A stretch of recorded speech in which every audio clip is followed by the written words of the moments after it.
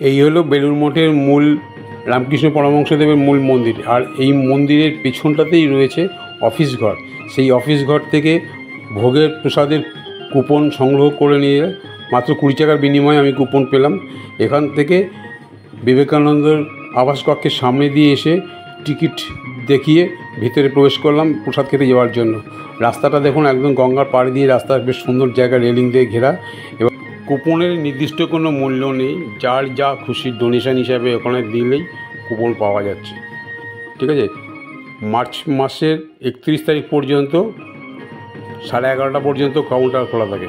এই যে চলে এলাম সারদা সদাব্রত ভ্রমণে। এইখান থেকেই, এই বিল্ডিংয়েই প্রসাদ দেওয়া আছে। হলঘরটা শুধু একবার দেখুন, দেখলেই বুঝতে পারবেন কি বিশাল বড় হলঘর। এক একটা হলঘরে 1000 জন, এরকম মোট 4টে হলঘর আছে, মানে 4000। ওই বিল্ডিংটা পুরোটাই প্রসাদ কক্ষ, প্রসাদম হল। এবং প্রথমে খিচুড়ি, তারপর তরকারি, তারপর চাটনি, পায়েস। খিচুড়ি যত খুশি নিতে পারবে, কারো কোনো অসুবিধা নেই, যাচাই করা। আর একসঙ্গে এত বড়, এত বেশি ভক্ত প্রসাদ পাচ্ছে, কিন্তু ভেতরে কোনো চিৎকার চেঁচামেচি কিছু নেই, শান্ত নিরিবিলি পরিবেশ। যেন আধ্যাত্মিক পরিবেশের মধ্যে গিয়ে উপস্থিত হবেন, সম্পূর্ণ অন্যরকম অনুভূতি, দারুণ ব্যাপার। আর প্রসাদের কি স্বাদ, কি টেস্ট প্রসাদের! আপনারা যে কোনো দিন চলে আসতে পারবেন। সকাল 8টা থেকে 11:30 পর্যন্ত থাকে। মার্চ মাসের পর থেকে আবার টাইমটা চেঞ্জ হয়ে যাবে।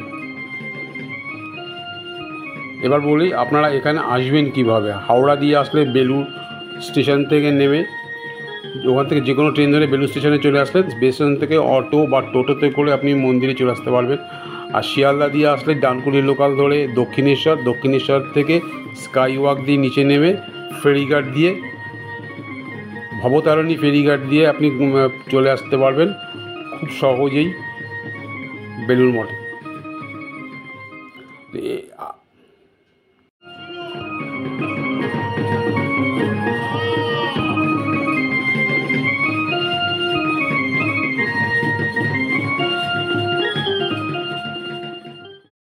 আরও ডিটেলসে জানার জন্য এই চ্যানেলে একটা ভিডিও আপলোড করা আছে, প্লে স্টোরে গিয়ে আপনারা ওখান থেকে দেখে নেওয়ার অনুরোধ রইল। আর ভিডিওটা ভালো লাগলে বেশি বেশি করে শেয়ার করবেন। যারা এখনও সাবস্ক্রাইব করেনি, সাবস্ক্রাইব করে সঙ্গে থাকুন, পাশে থাকুন।